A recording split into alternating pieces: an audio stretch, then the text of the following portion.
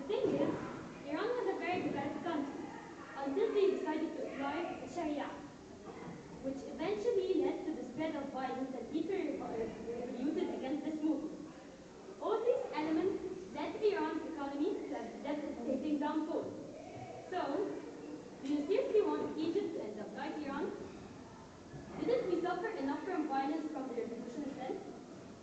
Also, we Muslims know and believe that Islam is sacred and it has no flaws. On the contrary, politics may have its flaws and errors.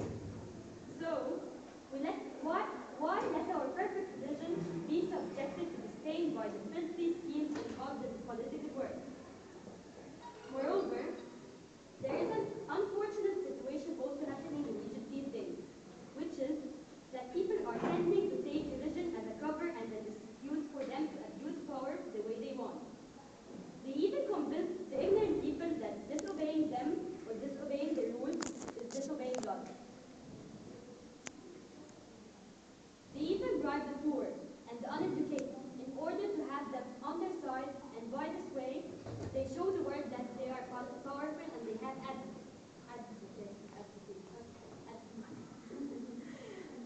And did anyone think about what will happen to Christians in Egypt? Actually, the Muslim Brotherhood are trying to deprive Christians from their rights and give them no voice in the parliament. And that's not fair, because Egypt is a liberal and democratic country, and that means that everyone should have their equal opportunities and rights. God gave us religion to guide us, to show us the right way. But sadly, nowadays, people use it as a means to reach what they want. We are not here to state facts and illustrate history. We are here to take actions that make history. We have to make a stand and speak up to stop this paradox from getting more complicated and creating more violence.